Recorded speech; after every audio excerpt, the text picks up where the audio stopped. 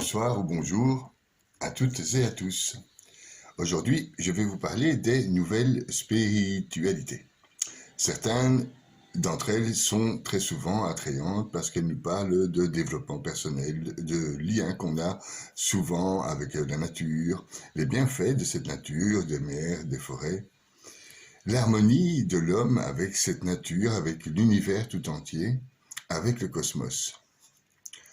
Du retournement ou de recouvrement de son intérieur, de ressourcement intérieur, son ressourcement aussi grâce à l'extérieur, à cette nature, pour en arriver même jusqu'à trouver un moyen de s'alimenter encore plus sainement et plus équilibré, comme le végétalisme, le vegan, le végétarien,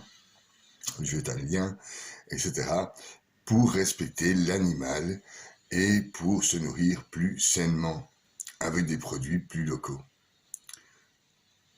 Alors, on va même, avec les nouvelles spiritualités, développer de nouvelles médecines. Alors, on pourrait retourner dans les médecines traditionnelles chinoises, ou bien moins traditionnelles, comme la sylvothérapie, donc se soigner grâce aux arbres, ou la lithothérapie, se soigner grâce aux pierres.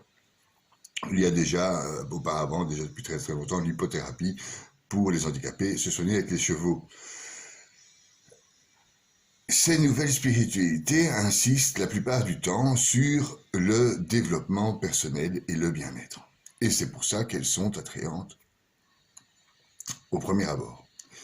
Certains chrétiens, alors, se lancent plus mystiquement dans l'ésotérisme christique, et là, nous pouvons constater l'émergence de la dévotion de plus en plus grande aux anges, et même, des fois sans s'en rendre compte, aux démons que ceux-ci chassent. Ils se montent des histoires sans la connaissance des écrits, et plongent littéralement avec leur ego par soif de surnaturel, et ça peut venir très très dangereux, car à partir de là, ils font appel à des forces du monde supérieur, et des forces supranaturelles. Donc, pour parler spiritualité, il faut parler évidemment de trois grands mondes. Le spirituel, l'intérieur de nous, Dieu, le cosmos, l'univers et les cieux, et l'homme, nous.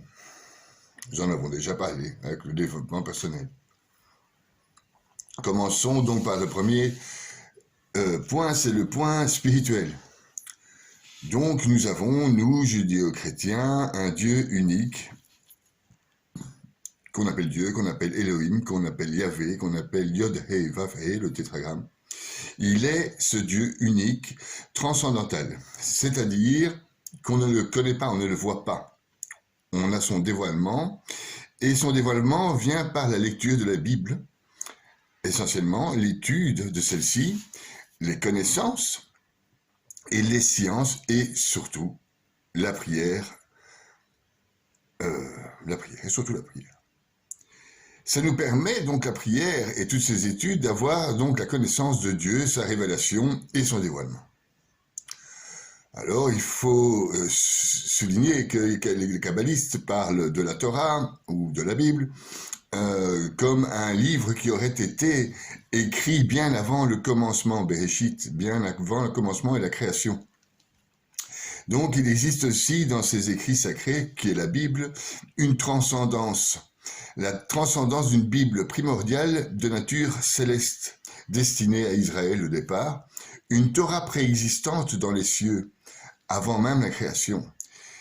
Et donc il y a aussi donc dans nos écrits un côté transcendantal. C'est le dévoilement par l'écrit. Je ne vais pas épiloguer sur ce dévoilement par l'écrit, je le ferai peut-être un jour. Mais enfin, en clair, la Bible ne nous dit pas qui est Dieu, explicitement, avec des grands mots, avec une phrase, Dieu c'est ci, ça, ça, ça. Non, c'est en lisant la Bible qu'on en a un dévoilement. Et donc il existe aussi une forme transcendantale des écrits sacrés. Il y a donc chez nous, judéo-chrétiens, un abîme entre Dieu et les créatures. Dieu est une personne et nous sommes des personnes. Il y a un abîme entre les deux et cet abîme est pour l'instant encore non franchi jusqu'à l'heure de notre mort. C'est le côté transcendantal des dieux des religions. Dans les nouvelles spiritualités, par contre, il n'y a rien de tout ça. Il n'y a pas cette dualité d'existence entre la créature et Dieu. Le Dieu est une énergie cosmique primordiale, pure, et d'où le monde émane, c'est-à-dire le monde sort d'une énergie. Au départ, une étincelle qui a créé des âmes, etc., et qui crée finalement le monde. Le monde émane, tandis que chez nous, les judéo-chrétiens, le monde est créé. Dans le taoïsme, par exemple, il n'y a pas non plus cette idée de dualité entre Dieu et l'homme. Dans le taoïsme, par exemple, il y a le grand tout. Vous connaissez ce symbole, le yin et le yang. Je vais le mettre là. Le yin et le yang, c'est le grand tout. Et il y a cette notion de grand tout est représentée dans l'hindouisme par Vishnu. Vishnu est le tout du yin et du yang. Le yang est Brahman et le yin est Shiva. Donc, il n'y a pas non plus là un seul Dieu personnel, comme le Dieu des judéo-chrétiens, avec qui on prie en tête-à-tête dans la prière, dans la raison, ou dans le dévoilement par la lecture. Il n'y a pas qu'un seul Dieu. Pour les New Age qui ont fait une sorte de soupe de tout ça, de la religion musulmane, chrétienne, juive, hindouiste, zen, bouddhiste, yoga, enfin ils ont fait une sorte, on appelle en belge, on dit melting pot, c'est une soupe de tout, sans aucune connaissance généralement. Et je ne vais pas porter de jugement. En tout cas, je vais essayer de ne pas en porter. Donc pour le New Age, tout est énergétique. Il n'y a pas donc cette dualité qu'il existe pour nous. Et pour nous, il y a une différence évidente entre l'esprit et la matière. Il y a juste, pour eux, qu'une énergie rayonnante qui va se scléroser pour devenir une matière. La matière est en somme, une concrétisation de l'esprit primordial ou de la lumière primordiale. Il n'y a donc pas non plus de différence entre l'esprit de Dieu, donc, et celui des hommes. Et là, c'est un très très gros problème. Parce que là, ça risque, et ça part d'ailleurs en vrille. C'est-à-dire que comme il n'y a plus de différence entre l'esprit de Dieu et l'esprit des hommes, c'est que l'homme devient Dieu. On voit ce que ça donne. Les mondes supérieurs existent. Bel et bien. Et ça, nous en sommes conscients. Et on est tous d'accord dans toutes les religions. Les mondes supérieurs existent. Dans ces mondes, on est tous d'accord, il y a des entités, comme les anges,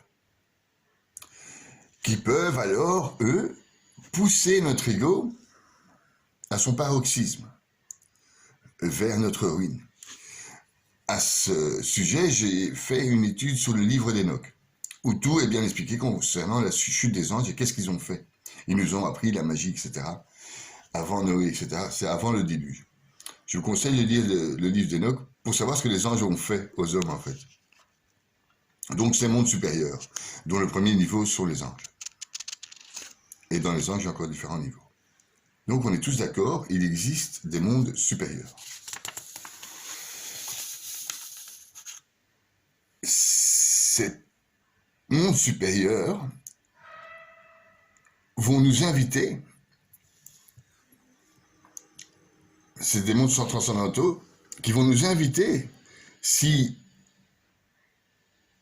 on y rentre avec une démarche égoïste ou mentale, va nous inviter à la sorcellerie, à la magie divinatoire, aux oracles, à des interprétations des plus rocambolesques des 7 chakras, de la Merkaba, même de la Kabbale.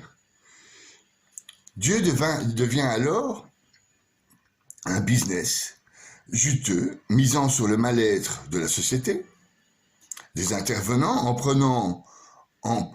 prônant leur guérison et leur bien-être, en leur fourguant au passage un paquet de produits dérivés ravissant le consommateur, dès lors dépressif.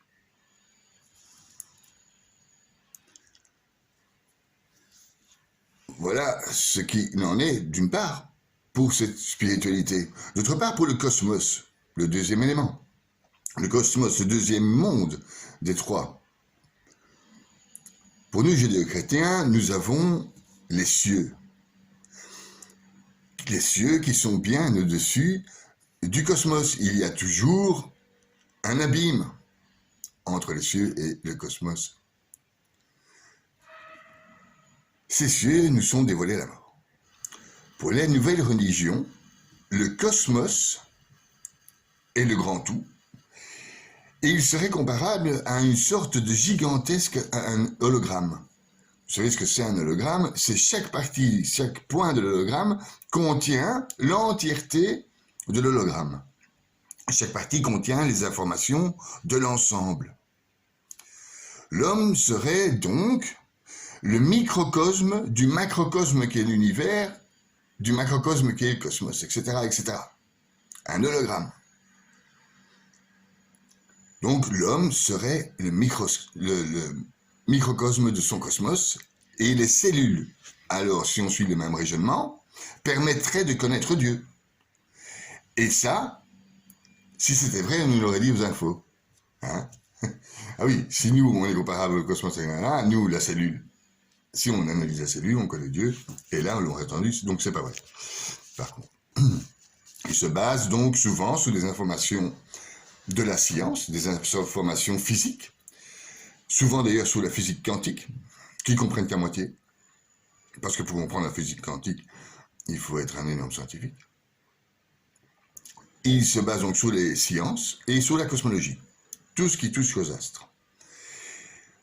Il est vrai qu'il y a des liens en forme d'hologramme, par exemple, entre notre cerveau et l'univers. Oui, l'univers est composé de 4,9% de matière ordinaire, ce qui correspond au pourcentage du subconscient, 5%. Dans notre cerveau, 68,3% d'énergie noire dans l'univers, ce qui correspond à notre inconscient, exactement dans les mêmes proportions. C'est une vérité. Il y a un lien entre nous et l'univers, évidemment, parce qu'il y a un lien entre nous et Dieu. Mais il faut faire attention à la dérive du langage. L'ego humain, rongé par son désir de surpuissance et de maîtriser tout, va créer un raisonnement qui va faire de nous le Dieu destructeur qu'on est actuellement sur notre planète. On va interpréter de manière personnelle des données scientifiques. Et on va créer un business pour des consommateurs. L'astrologie a bon marché et son lot de dérives divinatoires. Des bouquins de philosophie ou de pseudo-philosophie, de tirer d'on ne sait quel mythe grec ou égyptien, mythologie, et je dirais même mythomanie. Limite du mensonge finalement.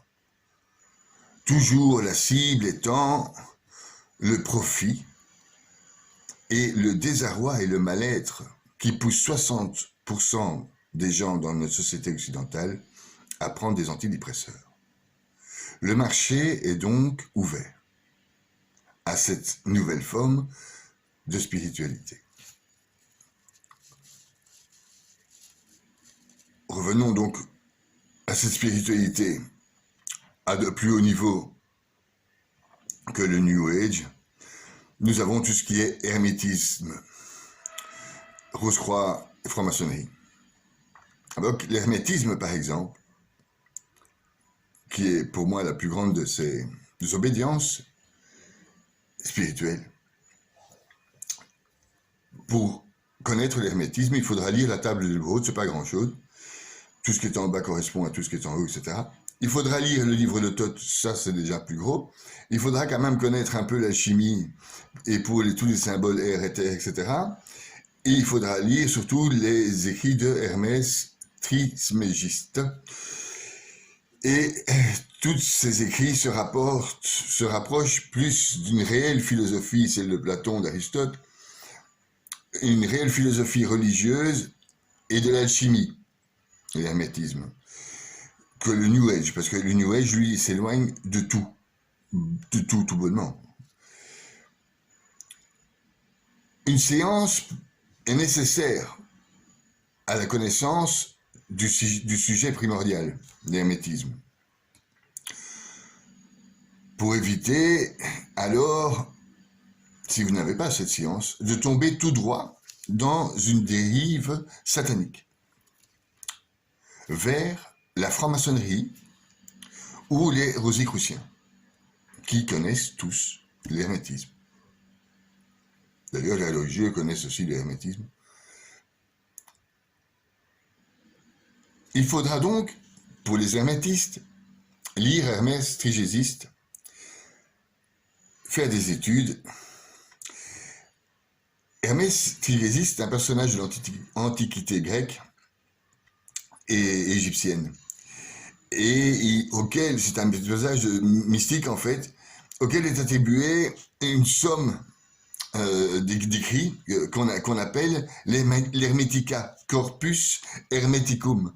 Et ce sont tous des écrits hermétiques qui, je vous le dis, ressemblent à la philosophie religieuse en mêlant les astres et l'alchimie. Il n'y a pas de jugement de valeur de ma part. Ce qui est en haut est en bas, ce qui est en bas est en haut, etc. Pour comprendre, il faut chercher la matière dans les étoiles. Donc, ça se respecte. C'est une spiritualité purement moniste. C'est-à-dire, l'homme-dieu. C'est-à-dire, il est aussi, dans l'hermétisme, dans les francs-maçons et dans la Rose-Croix, sans créateur. Il n'y a pas un Dieu créateur de qui on va avoir une révélation et avec qui on va parler dans la prière. Voilà, c'est les spiritualités purement monistes. Il y a des temples rosicruciens, hermétistes. Mais on n'est toujours pas dans notre « vous n'aurez qu'un seul Dieu ». Et c'est donc une nouvelle spiritualité qu'on n'appelle pas une religion. Alors, sur Internet et maintenant en Occident, nous avons les pseudo-yogis, où, comme l'homme étant un microcosme de Dieu, et Dieu un rayonnement, on peut aller plus loin, faire les rayonnements des 7 cieux, mais alors, et des 7 chakras. C'est plutôt les 7 chakras. Le rayonnement, ils ont pris du yogi, les 7 chakras. Et en fait, les 7 chakras, ce sont des plans de manifestation de l'être. Bien, de l'être divin. L'homme cherche alors une involution vers l'intérieur, vers la source pour retourner à son origine et faire évoluer son état de conscience vers la perfection. On y est presque, mais c'est toujours sans Dieu. C'est un choix que nous devons respecter. Ils appelleront leurs prêtres des guides, et il leur faudra, comme à nous, judéo-chrétiens, des guides spirituels. Il y a certes, nous sommes d'accord, un mouvement vers l'intérieur, l'âme, et un mouvement vers l'extérieur, Dieu, comme l'explique très bien saint Thomas d'Aquin dans sa somme théologique. Un mouvement d'exitus redicus, c'est-à-dire un mouvement de sortie et d'un mouvement de retour de la créature raisonnable vers Dieu, avec les différents sacrements, entre autres. C'est le mouvement qui nous a d'abord permis de conjecturer un lien d'origine entre la chose et une autre chose. La séparation de deux choses, ce mouvement sépare. Dès que ce mouvement et chose est tiré, il nous est apparu qu'il y a qu'elle provenait de quelque chose, le créateur. Elle nous est apparue comme une création. Le pot de poivre ici a été créé par une firme qui fait des pots de poivre. Bien. Le danger réside pour les nouvelles spiritualités dans l'emploi de métaphores tirées des vraies religions ou des vraies philosophies. Le zen, le bouddhisme, les chrétiens, les juifs, les musulmans. Et de leur image. Ils empruntent des images, ils empruntent l'image des anges, ils empruntent l'image des Merkaba, de l'arbre de vie. Et le danger réside dans la confusion du discours et la non-connaissance des sujets. Par exemple, si on prend le New Age, en gardant une âme, cette âme va se dégrader d'une étincelle divine, générant des amas d'énergie, dégringolant les 7 plans divins, qui sont les chakras. Cette nouvelle spiritualité sont dès lors instatiques, c'est-à-dire tournées vers soi, et non extatiques, tournées vers l'autre. Donc, c'est un développement personnel, mais ça vient plus que personnel, c'est un développement purement égotique. Donc, l'étincelle qui devient une âme, qui devient de la matière, et nous sommes faits de cette étincelle. Où est Dieu? Il n'y en a pas. Et où est l'autre? Et vous traversez donc les 7 chakras, dont vous n'avez que des connaissances ésotériques. Donc, ces religions, ces nouvelles religions, vont jusqu'à détruire les couples. L'amour, parce qu'il n'y a pas de notion d'amour. Et la vie, tout simplement. Sous prétexte que notre bonheur nous appartient à nous seuls. Et que nous en sommes les maîtres.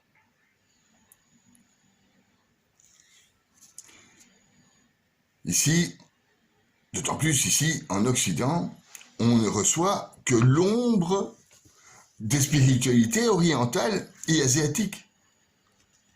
Pour les connaître et les comprendre à fond, le mieux c'est d'aller vivre là-bas. Où il nous faut entrer réellement dans la grande tradition, dans leur grande tradition religieuse.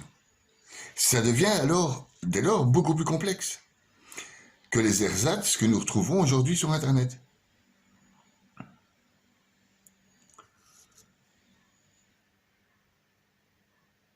Le yoga en Inde, c'est une liturgie. Ouvrir ses chakras, c'est agir sur des pompes énergétiques, pénétrer les sphères de la kosha. C'est un peu comparable à la kosha, aux kyphos, aux écorces des séphirotes. Donc, ouvrir ses chakras, pénétrer le kosha, entrer dans les différentes sphères et dans les différents plans. Donc, le plan, il y en a 7, je vous disais, physique, éthérique, astral, mental, causal, bouddhique et atmique. Ce sont les 7 plans. Pour arriver à la dissolution de la conscience personnelle.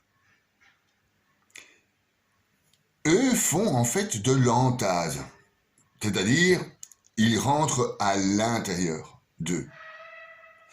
Alors que nous, judéo-chrétiens, nous faisons de l'extase. Nous allons vers Dieu. C'est ça la différence.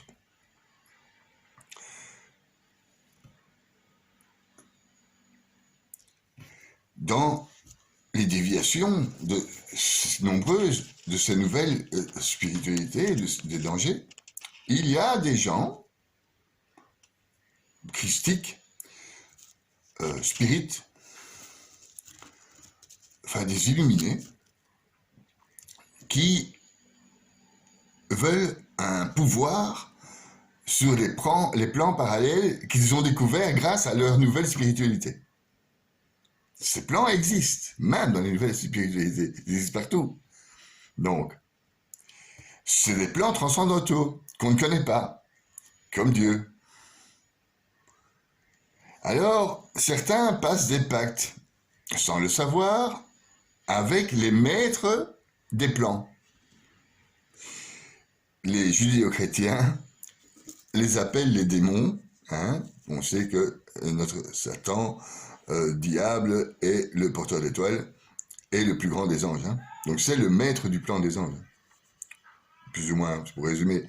Donc ils font des pactes avec les maîtres des lieux.